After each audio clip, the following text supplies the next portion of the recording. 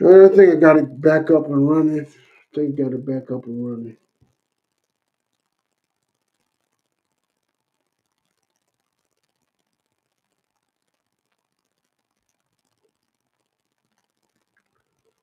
All right, where was I at? Where was I at?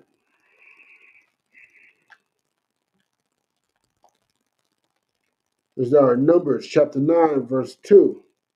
Let the children of Israel also keep the Passover at his appointed season, in the 14th day of this month, at even. Ye shall keep it in his appointed season, according to all the rites of it, and according to all the ceremonies thereof, they shall keep it. So basically, no matter where we at, no matter what oppression we are under, we got to keep this regardless.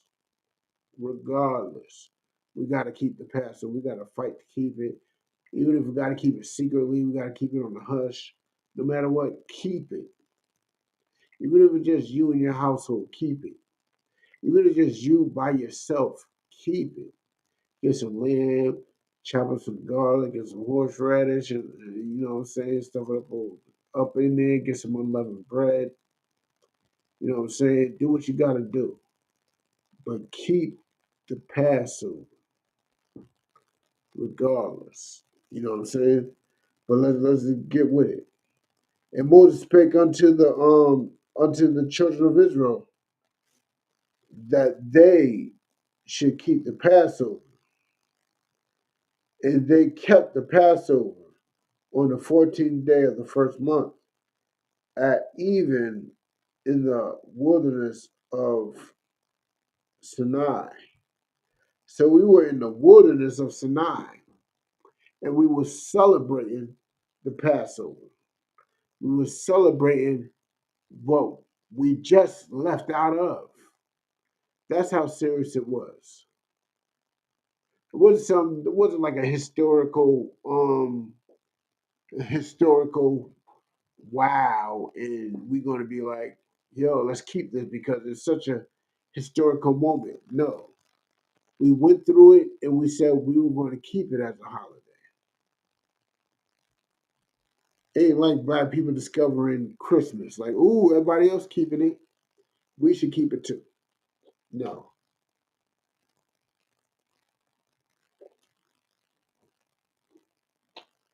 not at all. It's not like Memorial Day where you look at your soldiers that died and be like, hey, we're going to keep this. No. This is something that we went through as a people, and they want the generations that come after to remember what they went through. It's just that simple. It's just that simple and it's just that beautiful. You know what I'm saying?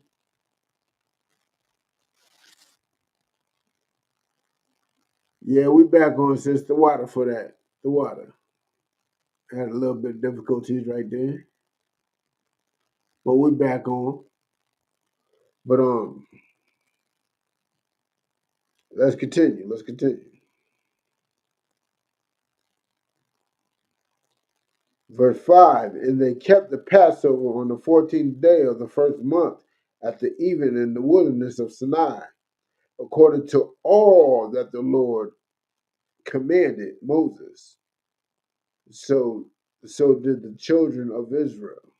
So even though we are in the wilderness, we kept that Passover accordingly. We're not in our land yet. See, a lot of cats say we can't celebrate the Passover because we're not in our land. We celebrated the Passover when we was not in our land. Before we even had a land, we celebrated the Passover. Before we had a land to call after our patriarch, we celebrated the Passover. Let me bring that back for you, just in case you didn't understand. Numbers chapter 9, verse 5. And they kept the Passover on the 14th day of the first month at even in at even in the wilderness of Sinai, according to all that the Lord commanded Moses so did the children of Israel. So, Pete, all that the Lord commanded Moses, so that we did do. And this is in the wilderness. How long were we in the wilderness? Well, 40 plus years? So this is 40 plus years in the wilderness, celebrating the Passover before we even had a land. So what are these fools talking about today? That we cannot celebrate the Passover nowadays. Well, you know why they say that? Because they will be, if they don't celebrate the Passover, guess what they'd be? They'd be Christians that don't celebrate the Passover.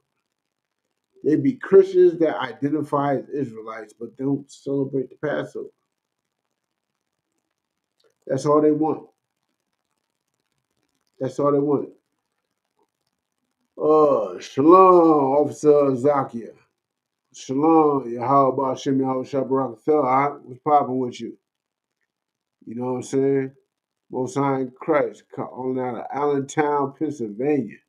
I've been to Allentown before, man. That's a rough spot. You know what I'm saying?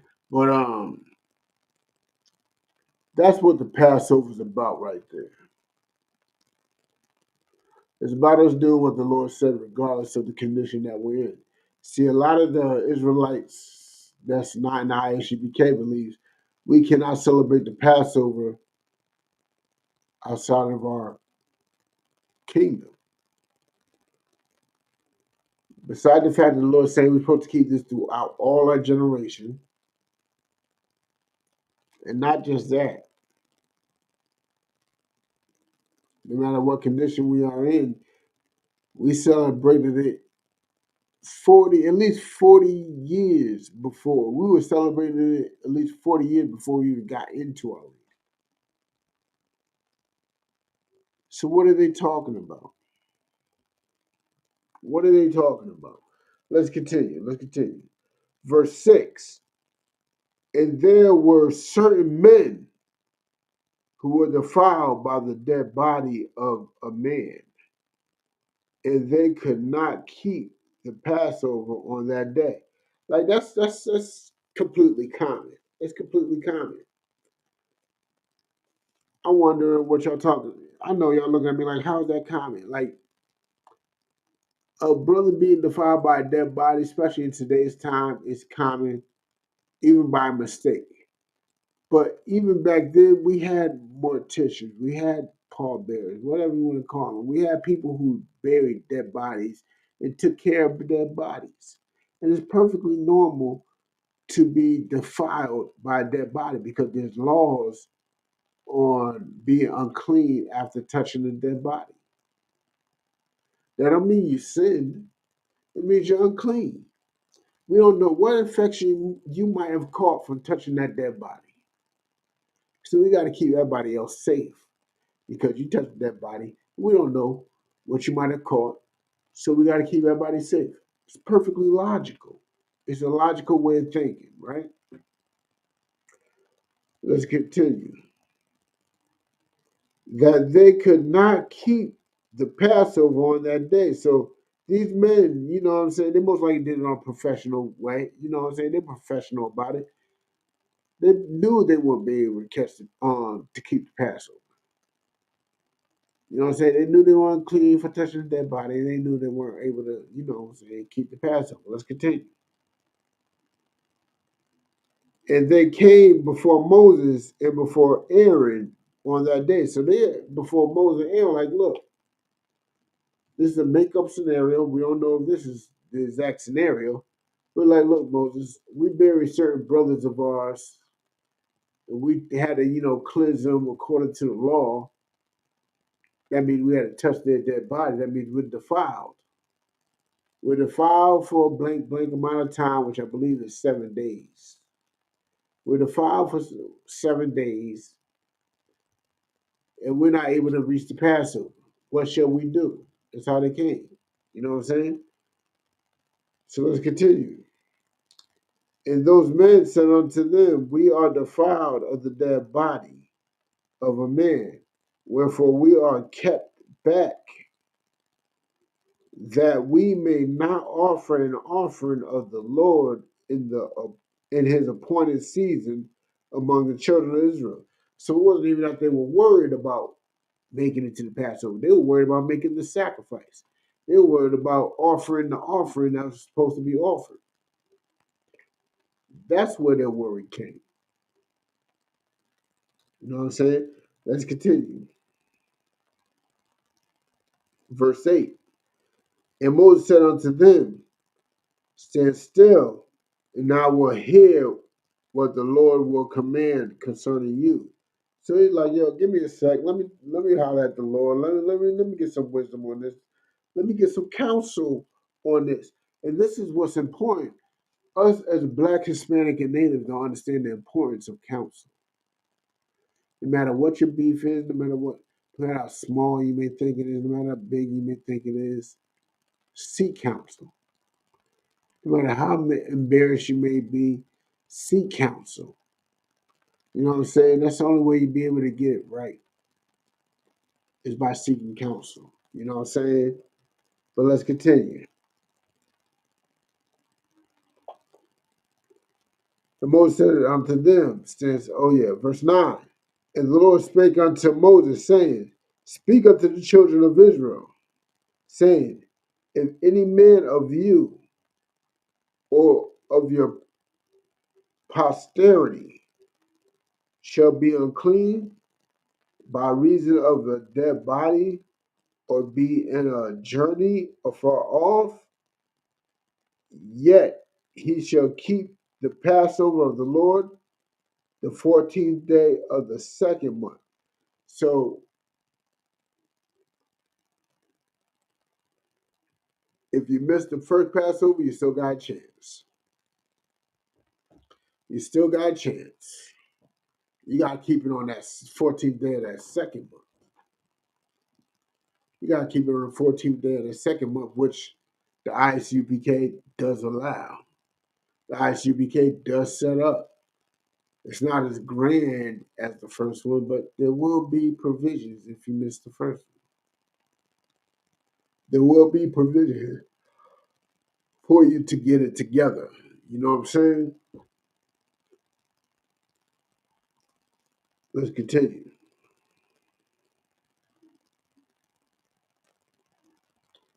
Verse 8. And Moses said unto them, stand still. Oh, Salaki. Verse 11. The 14th month of the second month at even shall keep, at even they shall keep it and eat it with unleavened bread and bitter herbs. So you got to have the unleavened bread and the bitter herbs. You got to keep it the same way that it was kept in the first month, right? Verse 12. And they shall leave none of it until the morning, nor break any bone of it, according to all of the ordinance of the Passover, they shall keep it. That's right. That's another one. We can't break the bones, man. We can't just be smashing it. You know what I'm saying? We can't be having flawed carcasses. You know what I'm saying? But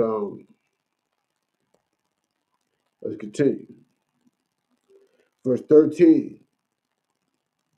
And the man that is clean and is not in a journey and forbeareth to keep the Passover. That means he did not keep the Passover, even though he was all good too.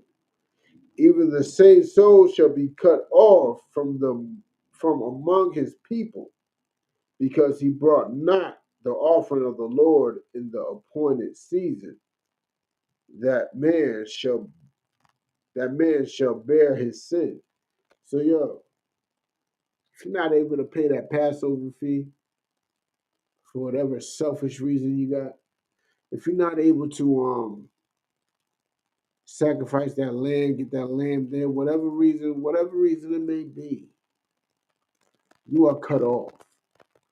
You are cut off. And only due to the mercy of Christ is why you are not.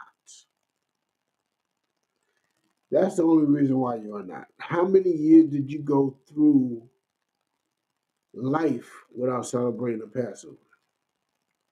Without making your anointments and your sacrifices? How many years has it been? It's been a lot. You know what I'm saying? It's been a whole lot. But let's continue. No, no, let's drop that. Let's drop that. Let's get Deuteronomy 16.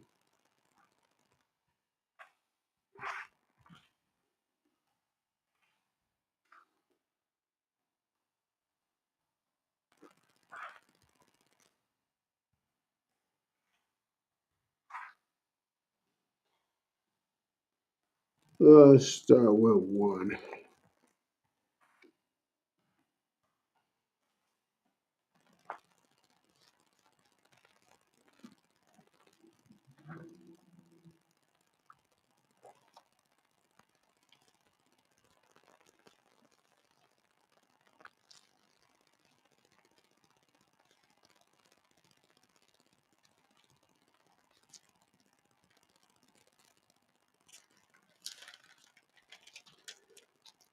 Deuteronomy chapter 16, verse 1.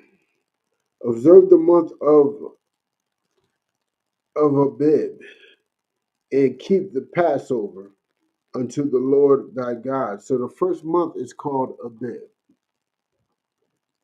That's the first month, Abib. And keep the Passover unto the Lord thy God. For in the month of Abib the Lord thy God brought thee forth out of Egypt by night. Thou shalt therefore sacrifice the Passover unto the Lord thy God of the flock of in the herd in the place which the Lord shall choose to place his name there. So that's where we're supposed to have the Passover. It didn't say we're supposed to have it in our land. It said wherever the Lord put his name upon. What is his name? What is the Lord's name? What does the word name mean? What does the word name represents? Like we are a bunch of hood, you know what I'm saying, people. Like the word name means a bunch of things. Like if I told you, like, bro, you ain't gonna be know my name. Like, you know what I'm saying? You ain't gonna be stunting on my name. You ain't gonna be flossing on my name. That means you ain't gonna be doing things off my reputation. Where is the Lord's reputation at? The Lord's reputation is in the ISUPK. That's where the Lord's reputation is. The Lord's reputation is with Commander General Yohana and the men he raised up. So wherever he says the Passover is, that's where it's at. And this year it's in Raleigh, North Carolina. It's in Raleigh, North Carolina. I pray you there. I pray you are there. If not, you know what I'm saying? If you're in Boston and you have issues getting to the Passover, come holler. Come holler. We'll get you a team. We'll get you to Raleigh, North Carolina with no issues. No issues. You know what I'm saying? No issues at all. Let's continue. Thou shalt thereof sacrifice the Passover unto the Lord thy God of the flock and of the herd, and the place which the Lord shall choose to place his name there. Thou shalt eat no leavened bread with it. 7 days shalt thou eat unleavened bread therewith, even the bread of affliction, for thou camest forth out of the land of Egypt in haste, that thou mayest remember the day when thou camest forth out of the land of Egypt, are the days of thy life. That's the purpose of the Passover, is to remember when we was taken out of oppression. was taken out of the hellhole that we are in. You know what I'm saying? That's the importance of it. That's the majesticness and magic of it. Because Egypt was the most powerful country on this earth, indebatably ever. Indebatably the most powerful nation ever. Now, he had us captives then.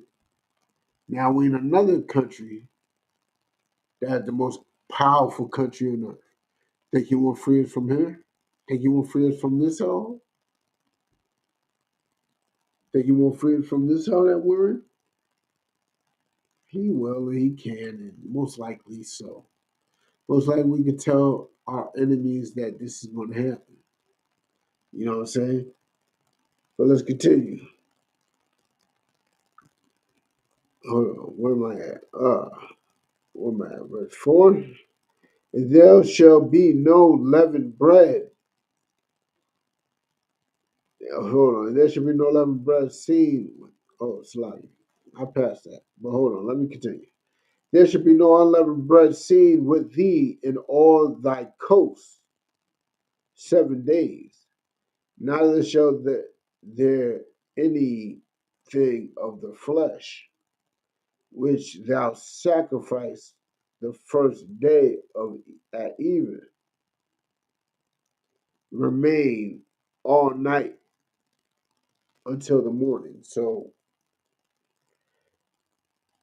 put it like this: for those who celebrate the feast of unleavened bread, man, before the feast even starts, you should have all that unleavening out of your house. Get down all that unleavening, all that yeast, all that baking soda, all that stuff out of your house. Get it out. You know what I'm saying? So when you get home from the Passover, you don't have to worry about it. But not just that. It's you heard what it just said. Like, hold on, let's read it from the top again. Let's read that again. Even there shall be no leavened bread seen with thee in all the coasts 7 days. There shall be no leavened bread, even during the Passover, which is not the feast of unleavened bread, but even during the Passover, there should be no leavened bread. No leaven. So get that stuff out of your house before the Passover. It should not be seen within the whole coast. You know what I'm saying? But let's drop down to 6. But at the place which the Lord thy God shall choose. Hold on. But at the place which the Lord thy God shall choose to place his name in, these thou shalt sacrifice the Passover at even.